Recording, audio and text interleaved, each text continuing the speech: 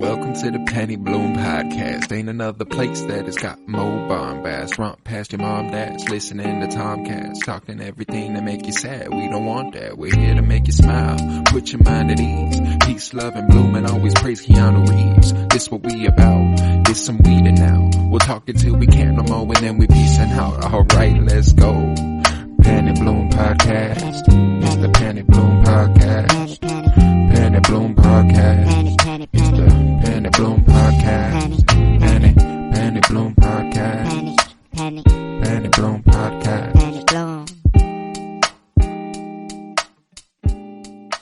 Hello, everybody, and welcome into another episode of the Penny Bloom Podcast. 'Tis I, Colton Robertson, and I am joined today by Joseph George. What is up, homie? What is up? Pleasure to be here as always.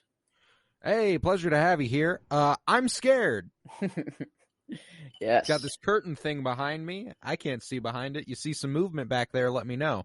The year is 1980. I mean, it's not. It's 2022, but we're covering a film from 1980. We're kicking off the 80s, and what better way to start than with Stanley Kubrick's The Shining.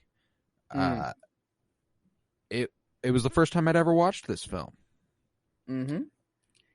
What are your initial reactions? I'm curious. The first watch is very different from. Oh, I'm sure. Knowing what's happening and because I need to work through this. I need to talk through it in order to really get a firm grasp for what I have just experienced.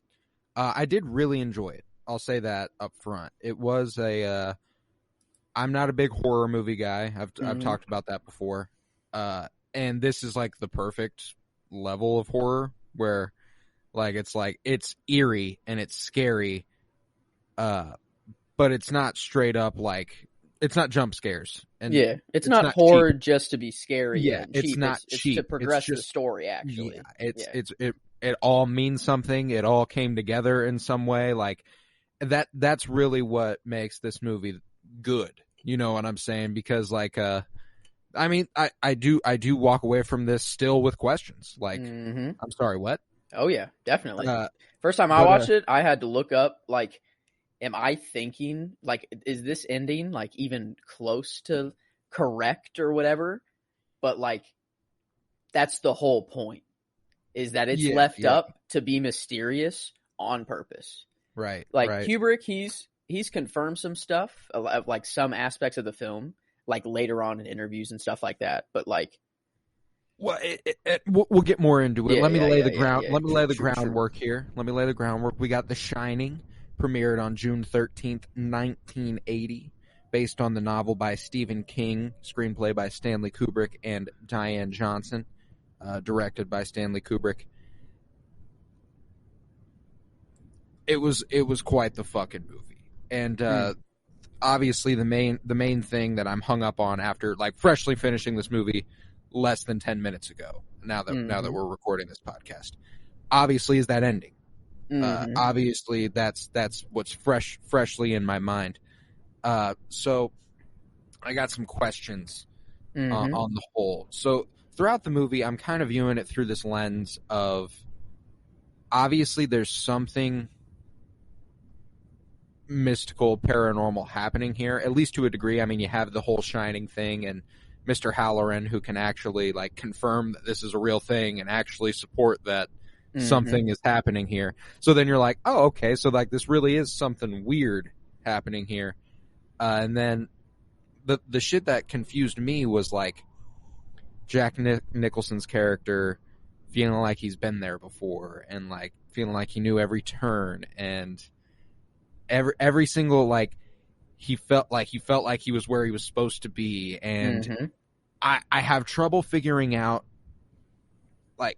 throughout the movie I'm watching it this is a man who is descending into insanity. That's and obviously to a degree that's the case. His isolation, all work and no play makes Jack a dull boy. He's not having a good time. He's doing nothing but writing, and he's doing nothing but writing the same sentence over and over with nothing but the same two people in this hotel for months on end. You're going to go a little crazy. Now, the other thing here is that, that's enough for me. for this to result in a dude going insane. The thing that's like weird to me is the fact that there is a paranormal aspect to it. It's like there's both aspects at play. Yeah, there is. The general human side of someone who would go just insane, just in those conditions. But then there's definitely a supernatural.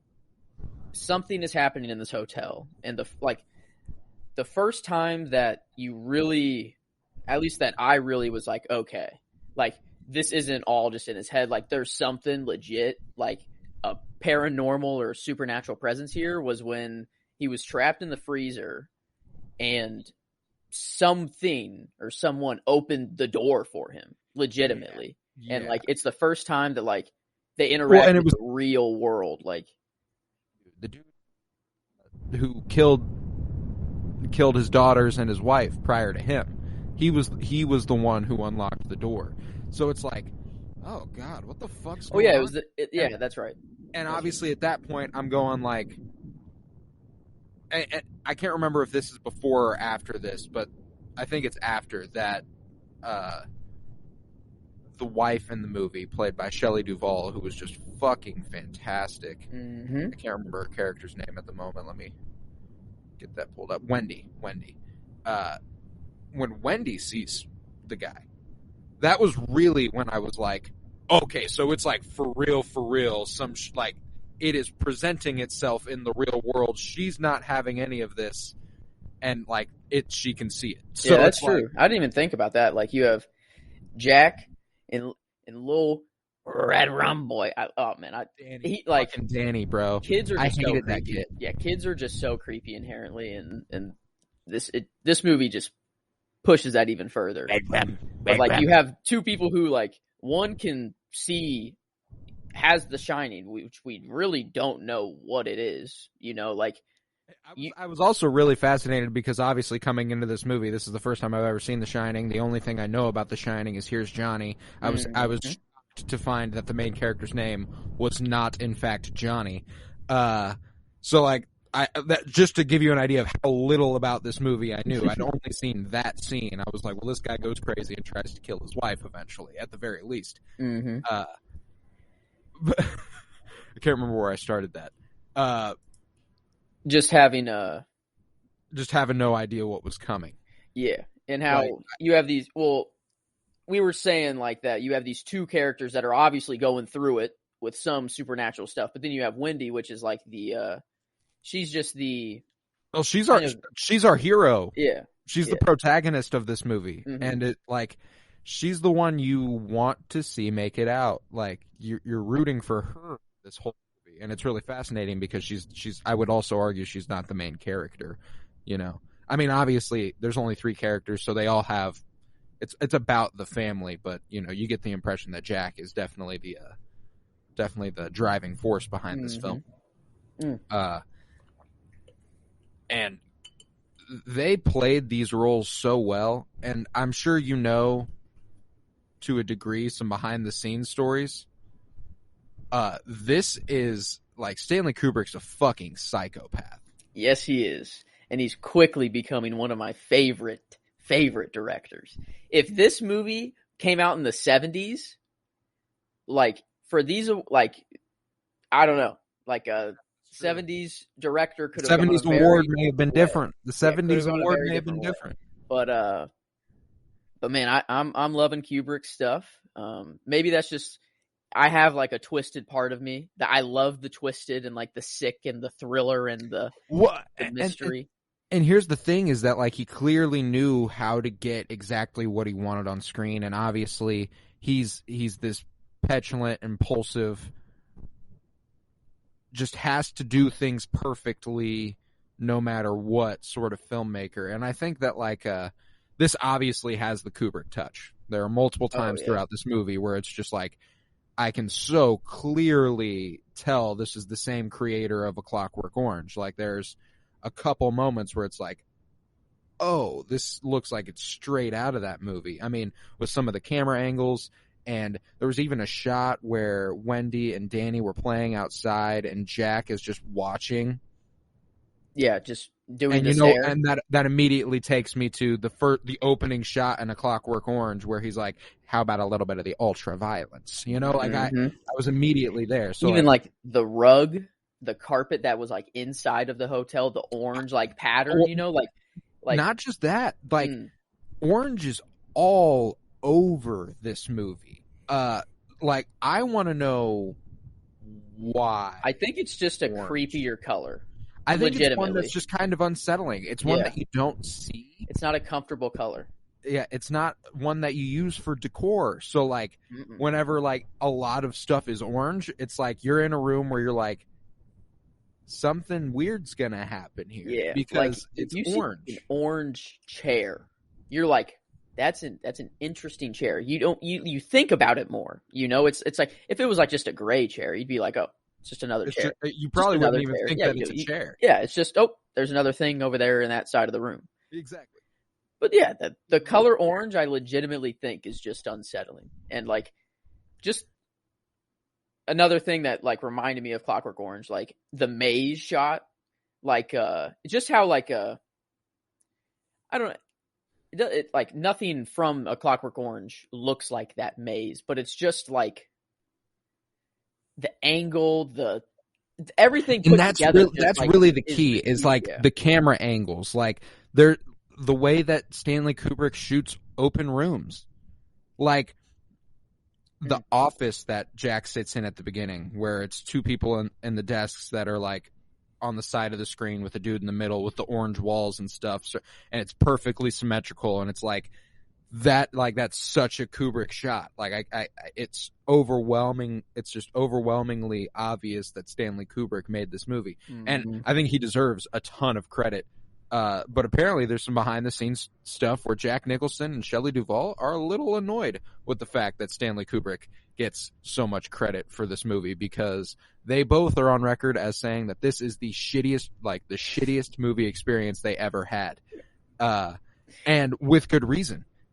He put them through hell to make sure that they, like, the way they look towards the back half of this movie, where it's just distress, like they don't want to be there and everything's hell. They were actually feeling that way, and Kubrick meant for that to happen. Yeah, like Wendy wanted, or I guess I'm using their character names, but like Wendy wanted to leave legitimately. Like she just was fed up, and that was like what was happening to her. Like she wanted to get out as badly as possible, and then she'll leave him behind. She doesn't care. And I think that there's also like this obvious degree of like self-insertion into the Jack character by Kubrick. I feel like the writer who the further he gets into his craft, all work no play, makes Jack a dull boy. Like, I don't know, there's like a degree of it that seemed a little meta, that was like, I'm losing my fucking mind. Okay. There's so many things in this movie that make you ask 10 questions, and then you watch 30 more minutes, and then you're like, oh, well, now I just have more questions. None of those questions were answered. And you're also not even sure if those questions were relevant. Like, it's just kind of like, I just had those questions. And I'm gonna jump back into some of the behind the scenes stuff. There was a point where Jack Nicholson for 2 weeks on set was fed nothing but cheese sandwiches, which he absolutely despised. So he would get on screen, and I'm assuming it's obviously towards the back half of this movie, the filming during that period, where he's just like, motherfucker, like, god damn, like he is crazed, he's depraved, and like you can see it, like, and it makes perfect sense that like 9 years later this guy would play the fucking Joker. Like, it's just like, duh.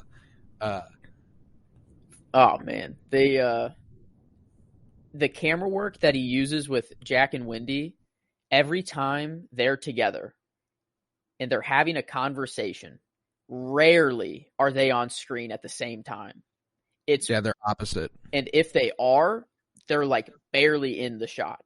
Like, gotcha. And as the movie progresses, you see them get further and further and further.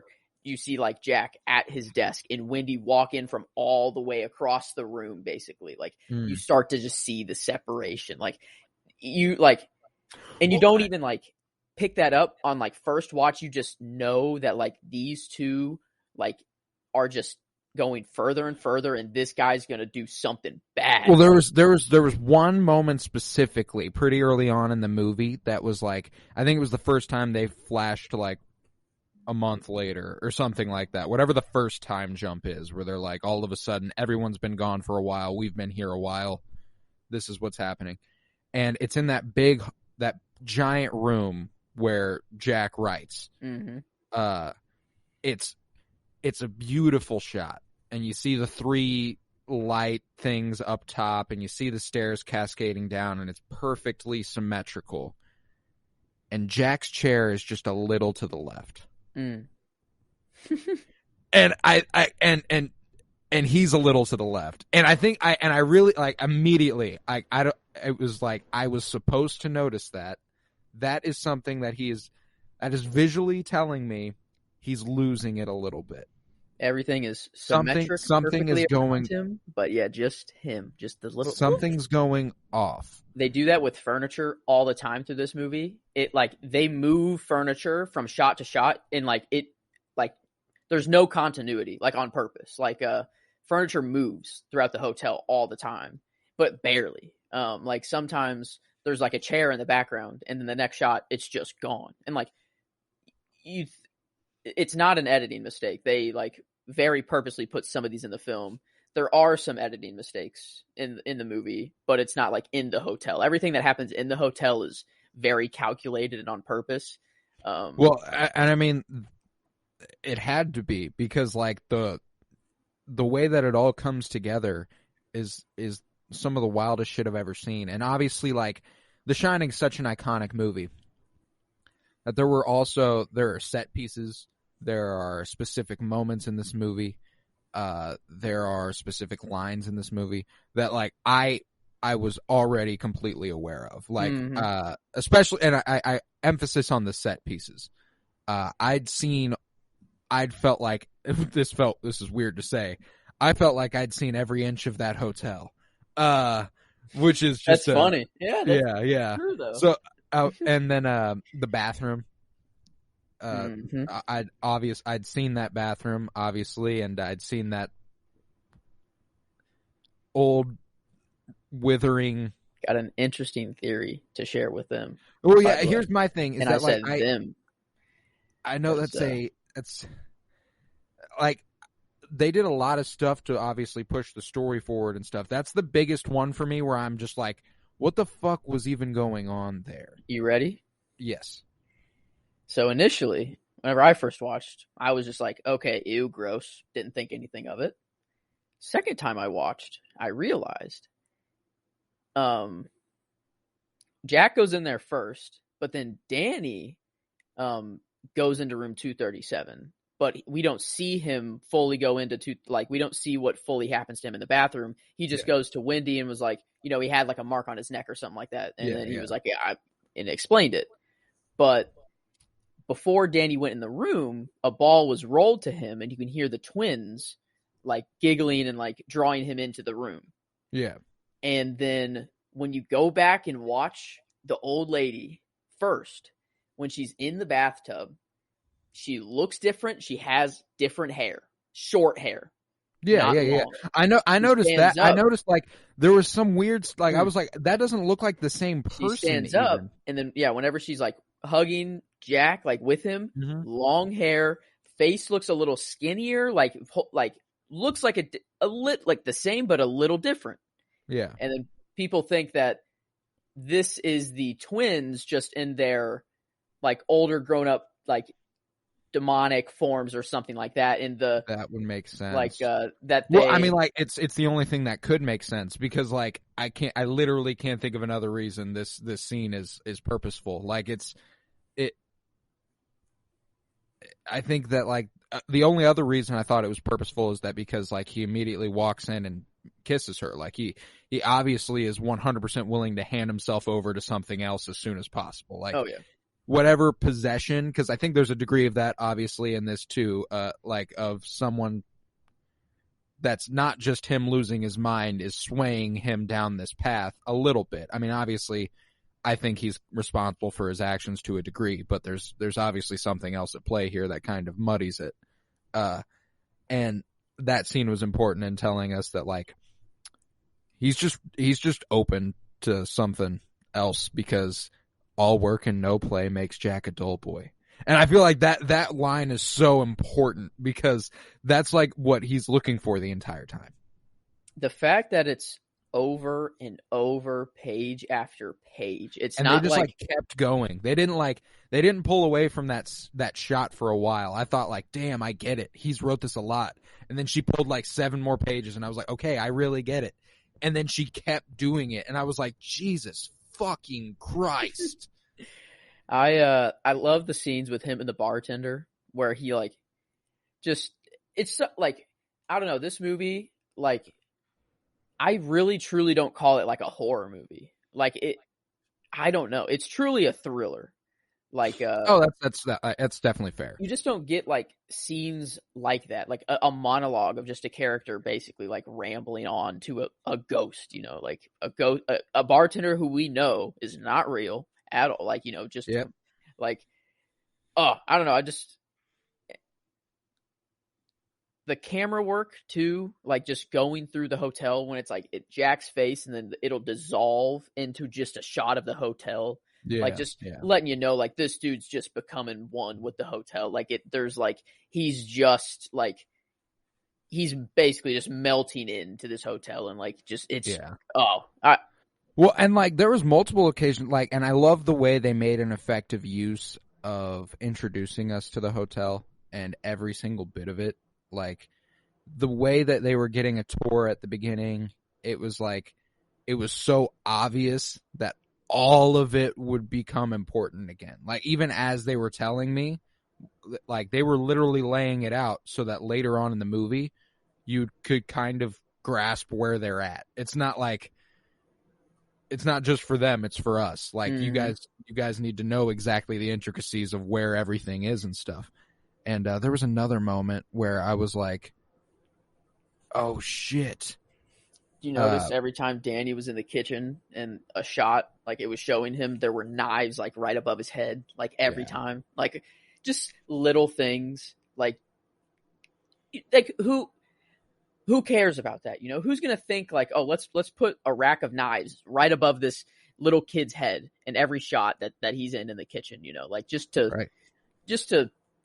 why not, you know? Like, I don't know.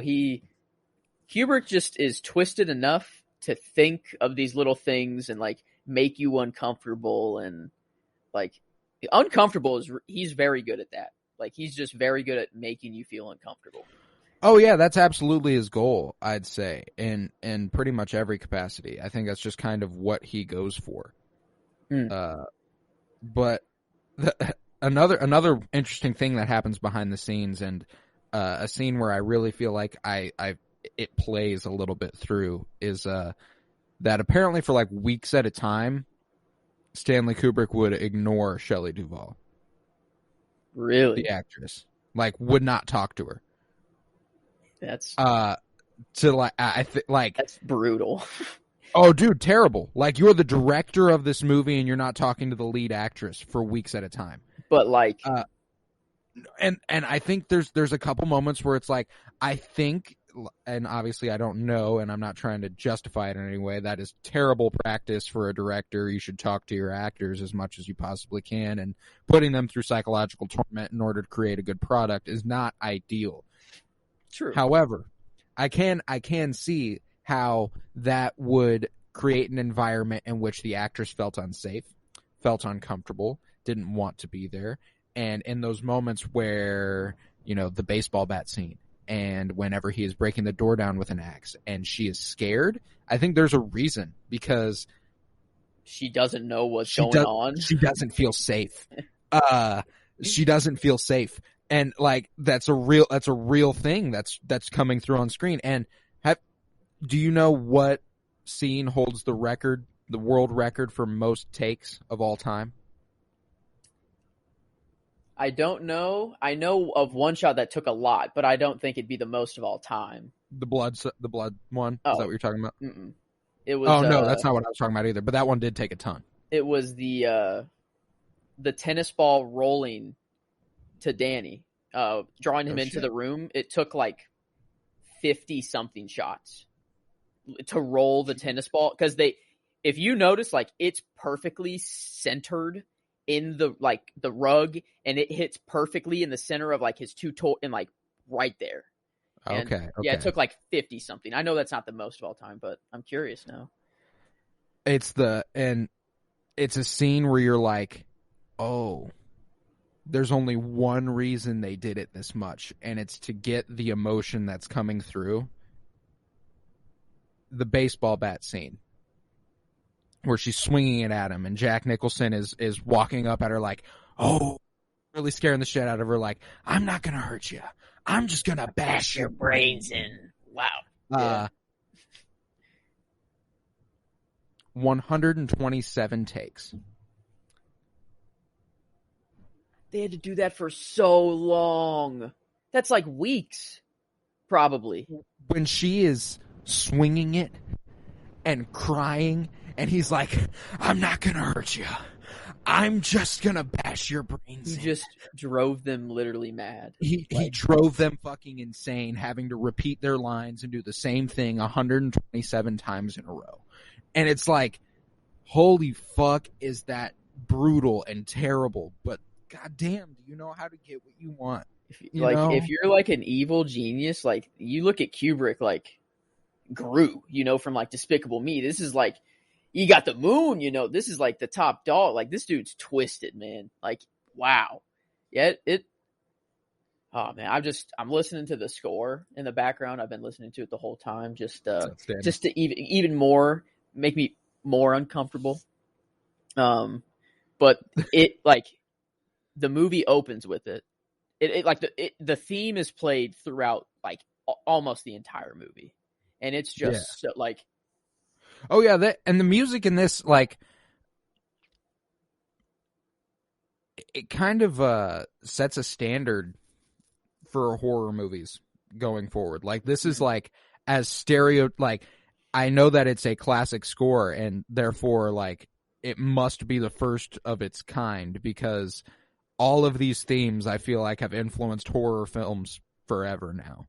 Oh yeah, this theme it's just so creepy and eerie and like perfect. Well, and the amount of times that it was just like the screech, and that was like, it was like tuned and stuff. You could tell there was a tune in there, but it was like, and it was just like, oh god, I hate everything happening. And it really is just because the music. Door, whenever Wendy screams, like, that screech happens at the same time she screams. Like, that screech, like, this movie's just like a masterpiece of horror. Like, like there was that scene where, like, it's not an inherently scary scene unless the music they're playing is what's playing.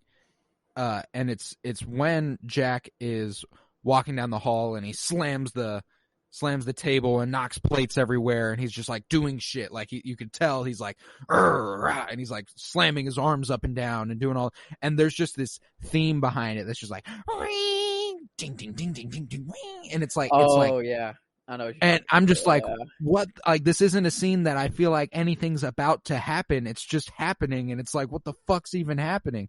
And that's what this movie really does a good job of, is just disorienting you overall. Just like, what the fuck could even be about to happen at any given point? What do you think of the very, like, last shot of him in the picture frame with all the old people in the ballroom? Okay, so that was that was like obviously what made me go, okay, so there's like some real deal paranormal shit happening here. Because obviously I feel like this takes place at some point in the 70s, right? Like, just based off of decor and general. I'd say so. Like, it's either the 70s or very early 80s. Like, yeah, I mean, this movie came out in 80, so yeah, exactly. So like, I think it has to be the 70s. Yeah. So like, obviously, my first thought is like, as it's like cascading down that picture, I'm like, okay, well, if this picture's from like 1940, like, then I guess that could be like, he'd be a really weird old dude at this point, but like, it's more feasible than 1921. Whenever we got there, I was like, okay, so there's some like really weird shit happening here. I took that as kind of a,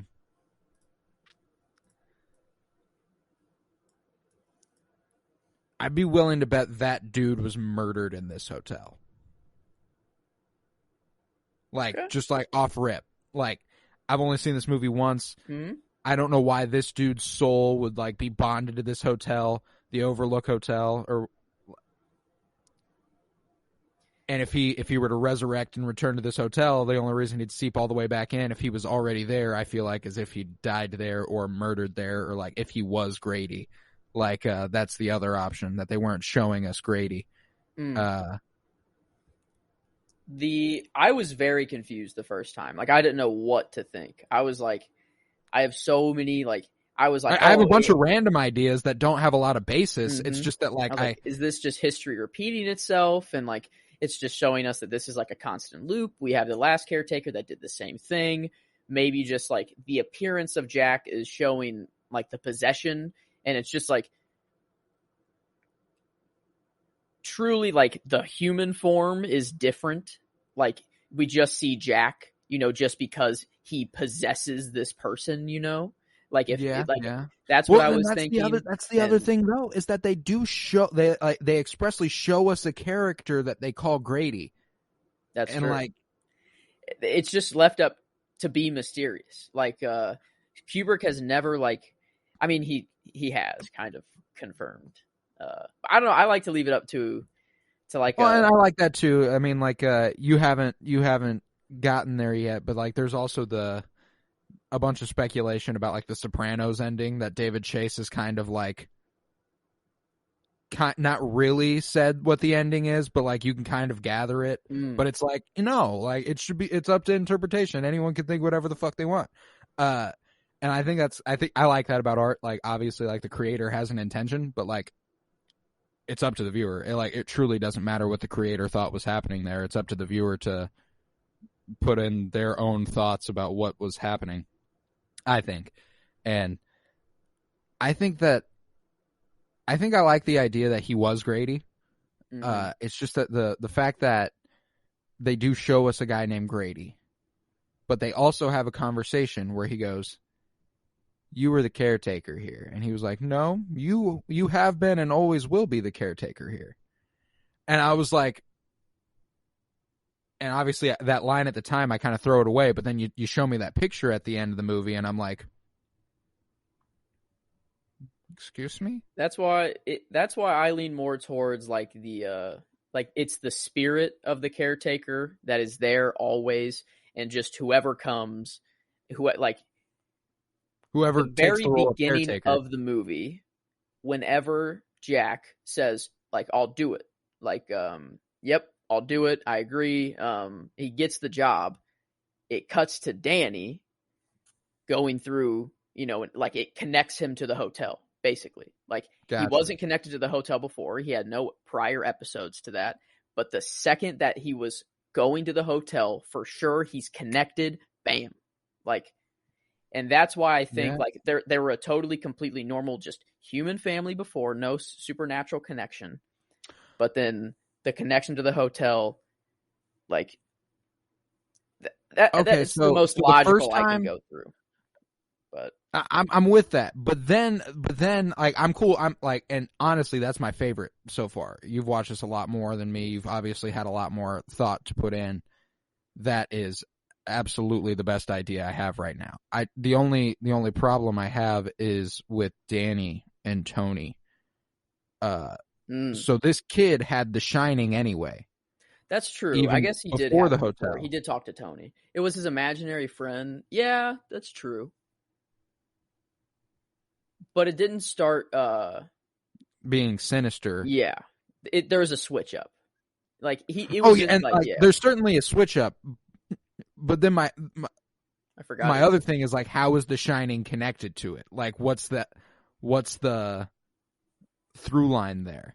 All we know of The Shining is that it's a form of communication. Like, that's like basically all that we gather, is that it's some supernatural form of communication. Like, and some people have this ability to use it, and some people think like everyone who gains the ability of the Shining is like the son or the daughter, the children of whoever goes mad, whoever's the Jack role. They gain the ability of the Shining. Well, now I fucking sure as hell want to go watch Dr. Sleep with Ewan McGregor. That's the sequel, and Ewan McGregor's Danny. Wait a minute. What? There's On a HBO. sequel to this movie? Yeah.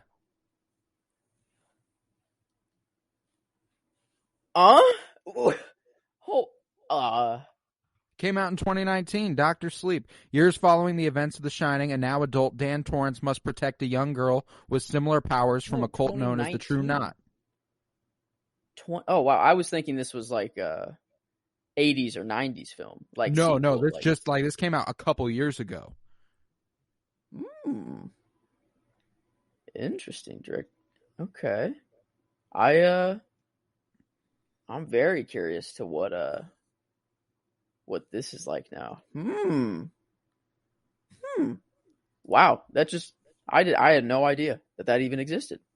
Well, there were a couple moments where like I had the opportunity to watch it like on multiple occasions, but I was like, I don't want to unless I watch The Shining because like I'm afraid I'll miss something. So now I'm definitely going to eventually go back and watch Dr. Sleep. There's no doubt about it. Have you seen Ready Player One, the movie? That's why I know a lot of these set pieces. Yeah, like that scene, like it's the bathroom. They show the bathroom expressly. They show a lot of the hotel in that movie, actually.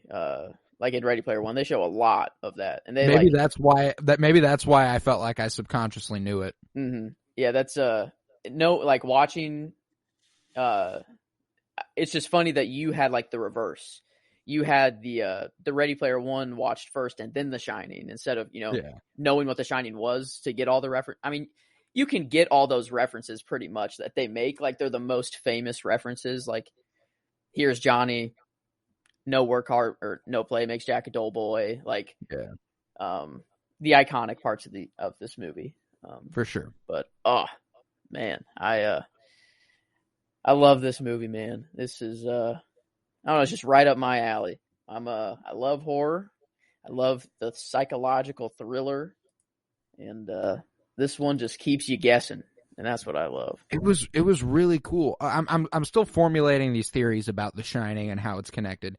So like now I'm to the point where I'm it's just a long movie and I'm putting it all together. And like I said, I only finished the movie like 10 minutes before we started the podcast. So like all thoughts fresh off the movie. I forgot about that part where Halloran talks to Danny at the beginning and is like, so we're in touch with The Shining, but the building also is. Mm-hmm.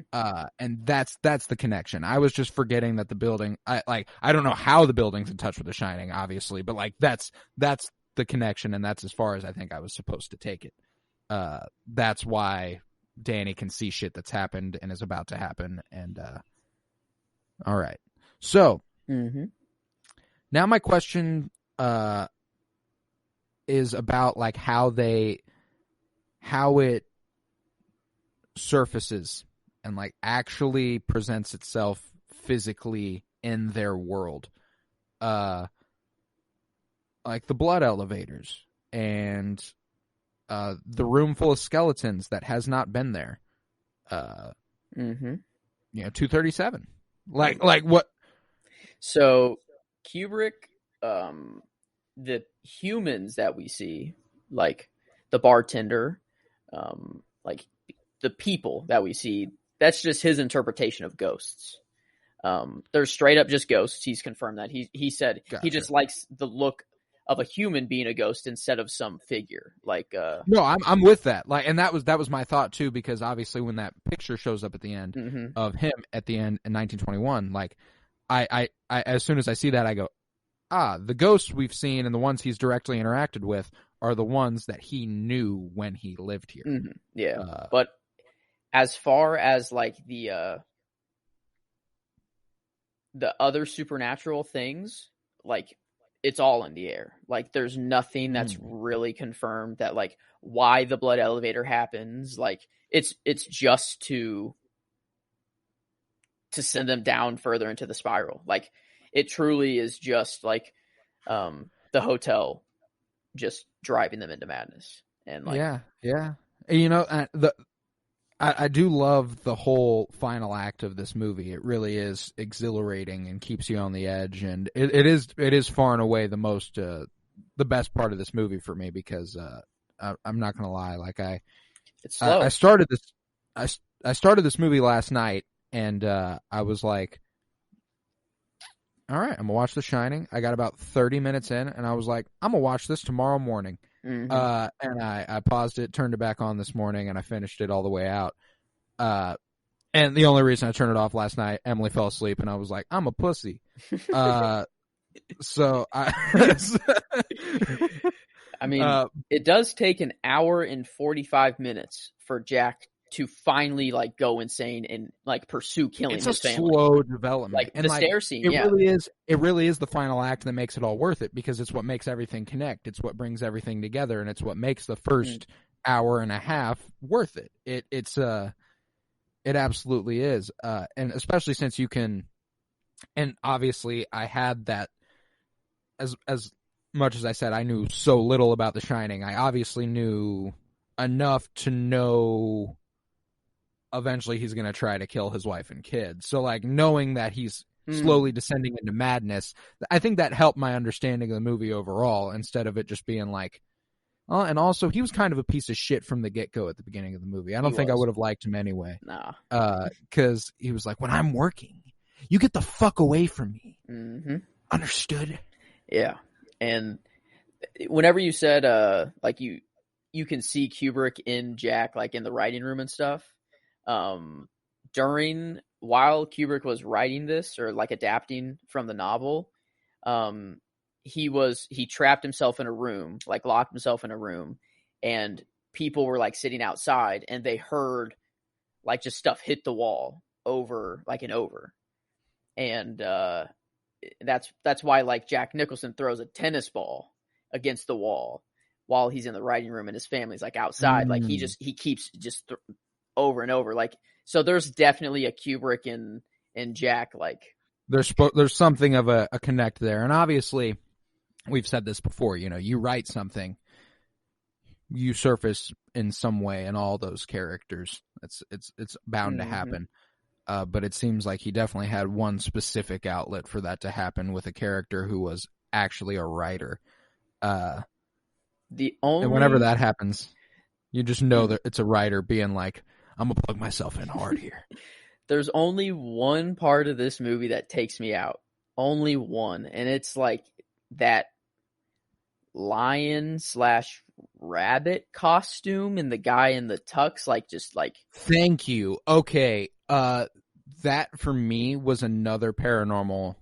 Yeah, like I think it's truly just. It's just a couple more ghosts. Yeah, I think they just thought of like the most random, like, what can we make people just go like, wait, what did I just see? Like, well, and it was an objectively scary looking costume, but like it's scary because of the way the dude acts in the costume, the way that he just like slowly turns and looks at her. Like that's freaky. The costume itself, inserting this whole furry bit where, I mean, he was clearly going down on this guy. At least that's my interpretation of it. He had the assless chaps, the ass was out and everything. Had to have been blowing this dude in the tux. Oh yeah, 100%. I was just like, okay. And I thought it might come back around. Like I even like thought about taking it down in my notes. Like, and then like in that moment, I seriously went, I really don't think there was much of a point to that one. Nope. No. Like it's the only time. Like every time I watch this movie, I'm like, I know it's coming, and I'm just like, why is this in here? Like everything else that happens that's weird or strange, it like fits the movie. But this is kind of the only one that's like, I guess it's just showing ghosts around the hotel and Wendy just kind of going insane, and you know, it's just meant to scare Wendy even more. So I guess it truly is just random, and it's just these spirits that are haunting the hotel. So like it truly could just be anything. But And I think there's a degree to it, like, we don't know what Stanley Kubrick prepared these actors for. Like, the way that he treated Shelley Duvall, like, I wouldn't be surprised if she didn't even know that shit was over there. If she was genuinely surprised by that too, like, what if that's the first time she's seeing it, like whenever they're filming her, that'd be insane. She's like, oh god, what? Like, what the? Yeah. I mean, Kubrick put her through shit, man. She suffered from nervous exhaustion, and like experienced like actual illness and hair loss during this movie. Like, she was, this movie put her through hell. Man, it's weird that like every time I watch this movie, Jack Nicholson, his name is Jack in the movie. Danny, the actor who plays Danny, is Danny Lloyd. Danny. Wendy. Like the only name that isn't like the same as the actor, I don't know if that's on just coincidence. I don't know if the novel is Jack and Danny, or like, and they just happen to get Jack and Danny. I'm curious, like, I don't know, and I don't know if that's just another Kubrick like twisted, like, yeah, like, they had to be just like, yeah, and you're not even yourself in this. Yeah, like, yeah. That dude is twisted. And I'd be willing to bet he called her Wendy and shit. Like, didn't even call her Shelley. Feel like that'd be right on brand for him. Jeez, that. I'm looking at some trivia about The Shining, just because these facts are interesting. The snow maze at the conclusion of the movie consists of 900 tons of salt and crushed styrofoam. Wow, that maze is so cool. Just like a weirdly iconic part of the movie. Like, doesn't really like even before the Jack and Danny are running through there, and he's hiding from him. Like, before it gets intense, and they're just running around there. Like, when it's just Danny and Wendy, like, the maze is already like, oh damn, that's like iconic. But why? Like, it has really no effect on the movie. Like, the movie's about the hotel, in the inside and the creepy, but like, this maze just looks really cool, and like, it feels like a staple of this movie almost, Like, oh yeah, and it is interesting because it's one of the aspects of the film where, like, when they first show us it was one of the best examples of like, well, obviously that's going to come around again, and it was also one of the elements in the movie that like I wasn't familiar with coming into it, so like. It was truly like, it rung a bell. Like, I was like vaguely familiar with it. Like, I was like, okay, so this maze will come back around. I don't know how. I'm assuming some sort of chase, hiding and stuff. Like, just logic your way into it. There's only one real reason to use a maze. And if you go in, you need an hour to find your way out. Like, that's. To even kind of further push the, like, it's the spirit of Jack or the caretaker that's like possessing these people, is that like when the mate, like whenever he sees like them escape and they're gone and he has like no chance of getting them, he just sits down and dies. Like, he sits down like and freezes to death. No human, like, it's basically the spirit just being like, okay, I'm done with this body. I'm ready for the next family. Kill this guy. Like, I don't need his body anymore, basically. Like, no human can sit down in the cold and just die. Like, I don't know. It happens, though. That's a real thing. But, like, he did it to himself. He chose to do it. I guess he was tired. He was chasing his family that's my thing, is that, like, but, like, I was fascinated because the way that he was getting just exasperated and, like, desperate in his calling, like the and just like making noise, like, really, instead of actually articulating words. I was like, this dude's losing it completely, because like, you can like, no matter how tired you are, you can articulate words typically. Yeah, doesn't take much energy to talk. Right. Like, I was just like, what the fuck is even going on? And like, there's also like a degree of like, Jack Nicholson is a wacko. Like, as an actor, he is pretty fucking crazy. So like, he also improvised like a lot.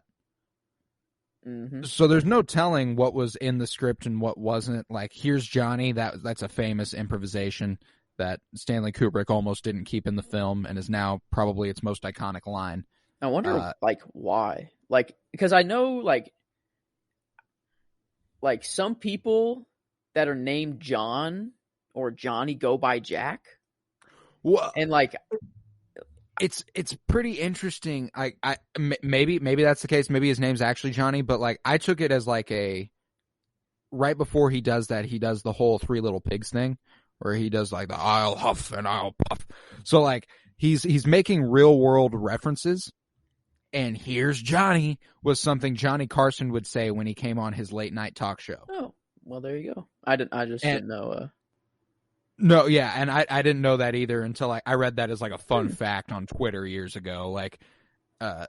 Did you know? Here's Johnny is not just famous because of The Shining. It was something Johnny Carson would say every time he took the stage, and and I was like, okay, and Stanley Kubrick from England, so he's not familiar with Johnny Carson's show, and I mean, let's be real, Stanley Kubrick's probably not watching Johnny Carson's show.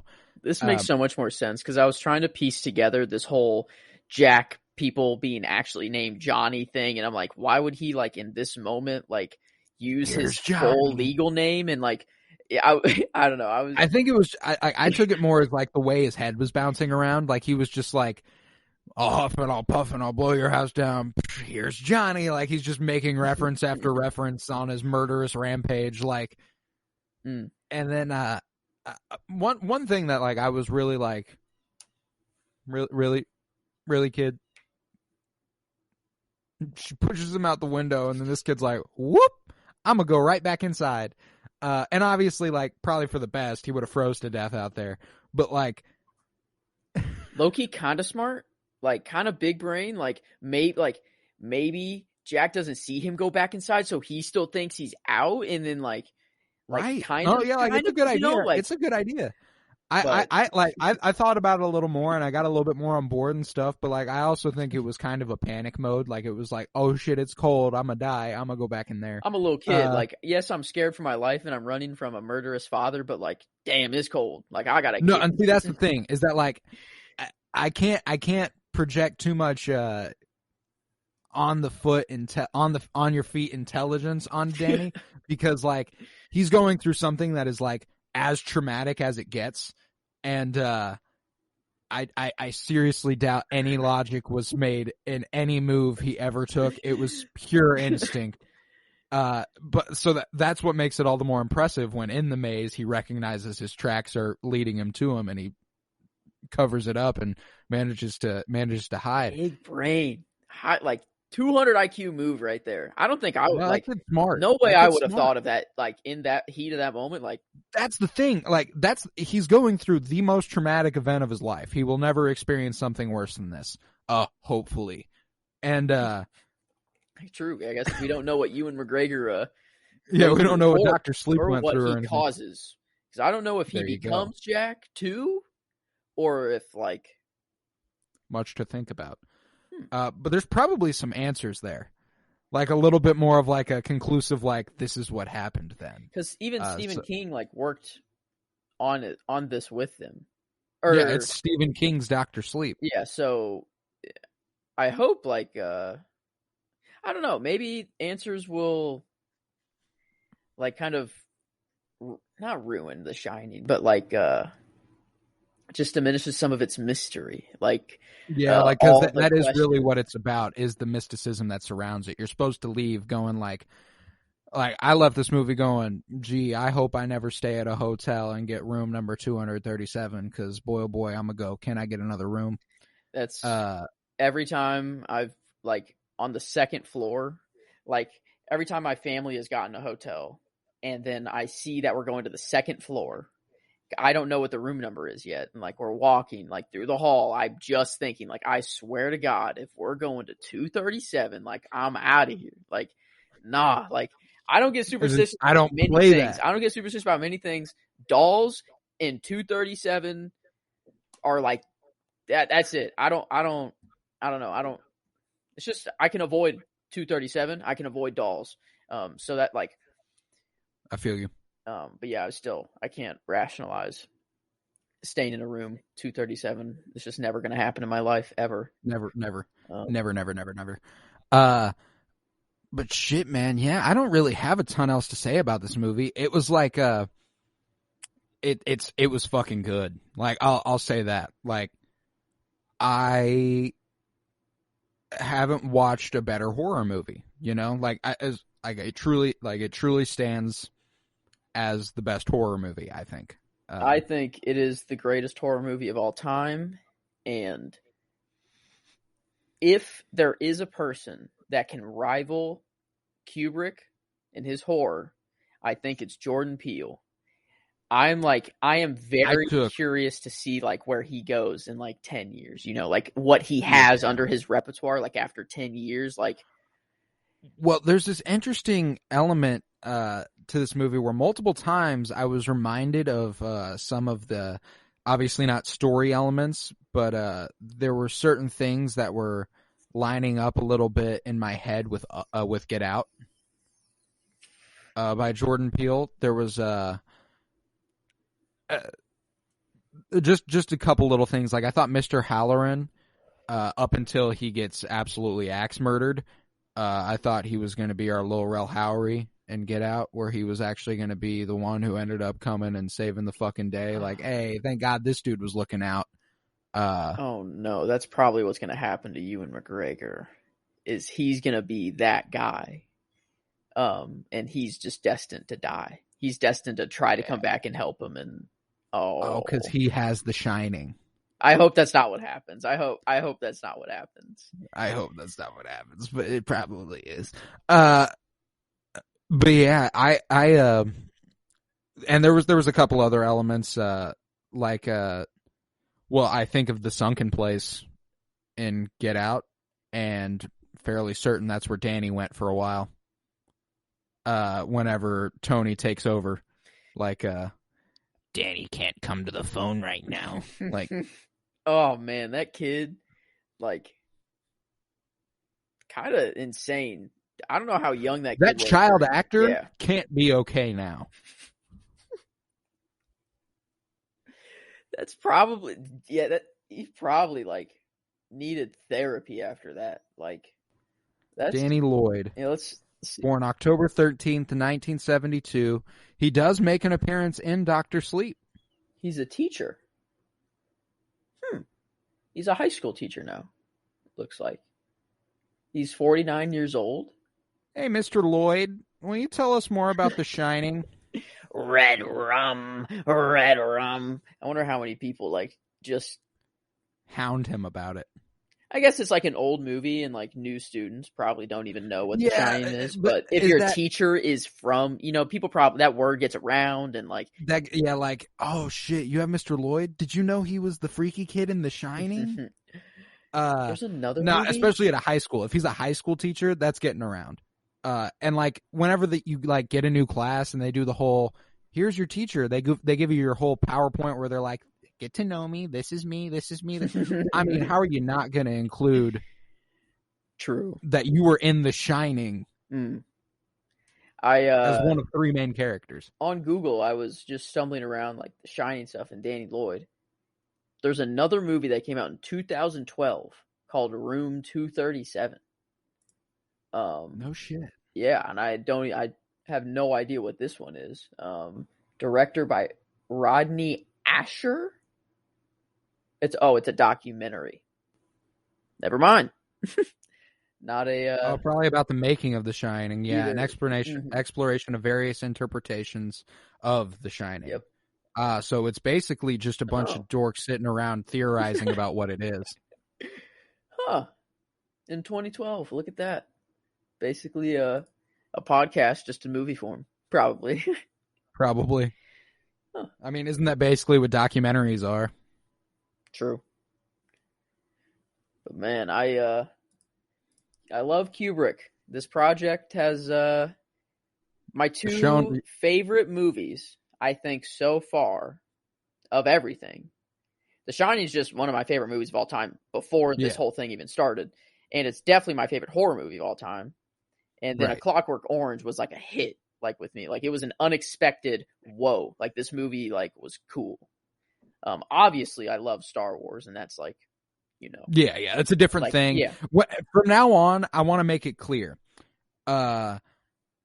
I've said this before. I don't watch the Star Wars movies in the same way that I watch other movies. For us, it's the only 5 out of 5 movie in probably this whole 52-year stretch.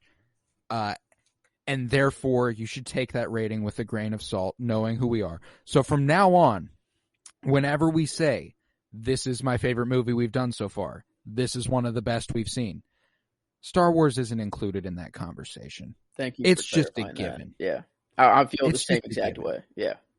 Yeah, because before The Shining, I would say my favorite was A Clockwork Orange. But A Clockwork Orange can't beat out The Shining for me. It's No, yeah. That's interesting. I appreciate that. Like, because I think my favorite so far, as it stands, is probably The Godfather. it's my number 3 right there. Mhm. Yeah, like Godfather, and I mean, no, it was The Godfather. Like, that's definitely my favorite. That was definitely my favorite in the 70s. Like, Part I think, one, I though, think it just definitely was. like Part 1 was so much better, and like I still think that. Like I do too. I don't get that, but if you want some more thoughts on all those 70s flicks, go over to the 70s awards show where we went through all 10 movies that we covered in the 70s and awarded a best director, best writer, best actor, best actress, shit like that. It was a lot of fun. But yeah, let's get to the ratings part for The Shining here. As a genre, this deserves nothing flick. less than a 5. So Yep, that that's one's a 5. pretty That's easy a 5. for me. Enjoyment, I'm very biased here. So I want to hear just how like you enjoyed it as a first watch, because I think that's the true enjoyment rating is the first for watch. For me in terms of enjoyment, it doesn't become a truly enjoyable movie until the last act. Mm-hmm. And the last act does make all of it pretty much worth it. However, with that in mind, I watched this for an hour and a half, kind of like, okay, let's really get into this now. But that doesn't diminish it a ton. Like it's still great. So I'd probably land around a 4, 5. Like straight, like it's high. Like I really enjoyed it. Okay. That's good. Because it's not a 5. Like even for me, well, just because it's a horror movie, like it's automatically like, yeah. Like for me, like it could be a 5. Like I guess just for me specifically, but like I realize like it is a very slow start. Like, and it's horror. Like not everyone's into that. Exactly. In the first place, but like I think this movie does a very good job of. It's not the cringe, cheap horror that you think, and it really surprises. The scares are truly earned. Yeah. Like, and that I appreciate. So I think it's not like I resent this film the way that I resent like a recent example, A Quiet Place Part 2. Felt a little gimmicky at points where it was like, come on, man. I know there's big fucking monsters. Do we got to do this jump scare every 10 minutes? Mm-hmm. Yeah, this is earned. This is this is scary in the way that the tension is just building and building and building. That is what is scary of this, is the tension build, not any specific jump scare or any specific loud noise. Like it's. And let me lay that out for you. Like whenever Danny's riding around on his trike. His little toy trike, and he's just riding around. You get the view of him from behind. You see every turn. You don't know what's around every corner, and he turns, and you're just like waiting for those 2 little fucking girls to be at the end of the hall at some point. And lo and behold, eventually it happens, and you're just like, motherfucker, I hate this shit. But you love it. You love it. They built the tension very, like, it's just anxiety through the whole movie. Like, it's just like, something bad's gonna happen, but sometimes he's riding a strike and nothing happens. Like Nothing happens. He'll go for a long time. There are points where like it's just like we'll just stick with someone for a while doing something super mundane, and you're just like, yeah, no, was nothing. Yeah, just like it's like the people swimming in the water in Jaws for a minute and a half. Nothing else happens. It's just watching people swim for a while. Yeah, but I think a 4 or 5 is fair for enjoyment, I'd say. Now thinking critically, while watching this, even for the first time, I was like, damn, I am watching like a masterpiece of film. Like the shots, the characters, the story. Like this is. I go as high as like 4.8. Okay, cool. I'm glad I wasn't elevating it past because I was like 4.8 is pretty much where I'm like 4.9 maybe. 4.9 seems a little high.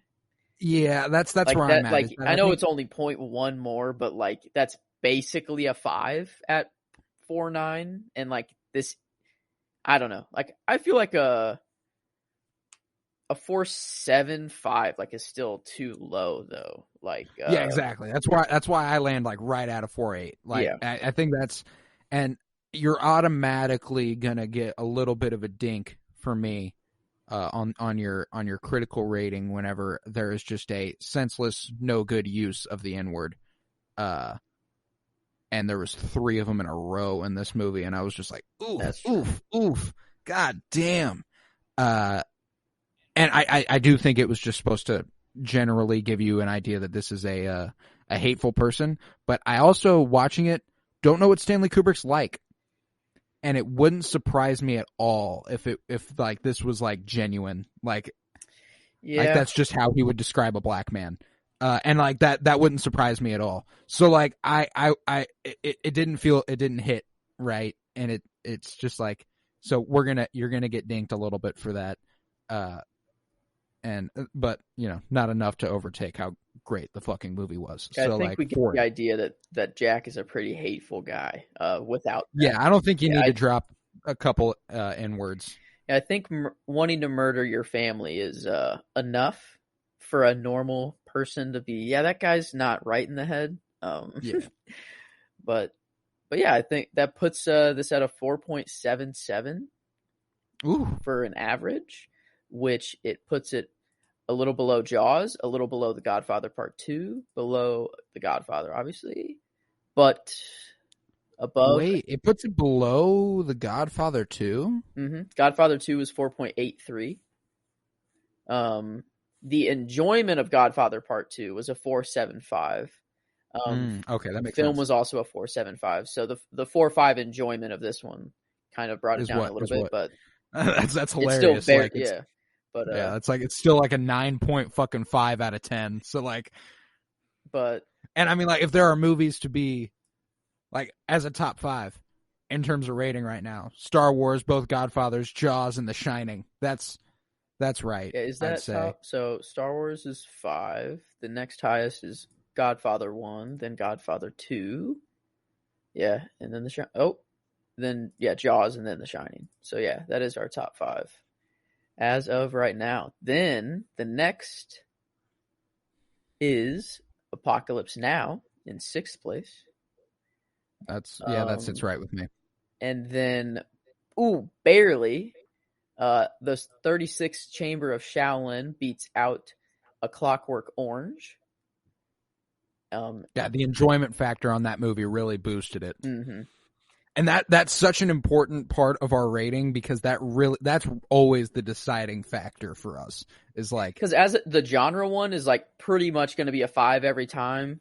We've given a couple of we've given a couple of them a dink for like a little bit, but not too much. But the enjoyment, like, yeah, that's really where a lot of it's decided. Our film score is like a very precise. You always go really specific. Very precise, which is good. And then the enjoyment, like, we're like, I don't know, this rating system I think is it just works out very well. But I think because I think with the enjoyment we typically stay in the round numbers, like it's like 0.0 or 0.5. It's not. And that's the way I'll throw a 0.7 for a rating. Yeah, it's kind of harder to be like, I enjoyed this movie 4.65 out of 5 stars. Whenever I do pick a rating, I am weighing it against what I have already said before. And if I have given, say, A Godfather a 4.9, then this is a 4.8. Like, logically, that makes sense to me. You know what I'm saying? Yeah, it's like, I don't know. I think this works well. I think 4.77 for The Shining. That's just about right. I love this movie. It's gonna be. I hope there's like a vinyl of this sound, just the score, because I would play this like during the entire month of October. Like, oh man, I love, like, I've been listening to it just this entire time. In a room, there's like a 10-hour version like on YouTube, and I've just been listening. It's just been going. And sit in a room, type the same sentence over and over on a typewriter, just play the Shining soundtrack. Just really getting the spirit really for October. Go insane. But well, look who's inside again. But yeah, I think I've said all that I think I wanted to say. I can't think of anything else. Lovely. Yeah, no. Well, so that ultimately shook out to a 4.77. 77. What a way to kick off the 80s. That's a good way to kick off the 80s, and a good way to keep the month of March rolling. It's going to be a good month with Apocalypse Now last week, The Shining this week, and next week brings us to 1981's Indiana Jones and the Raiders of the Lost Ark. And I got to say,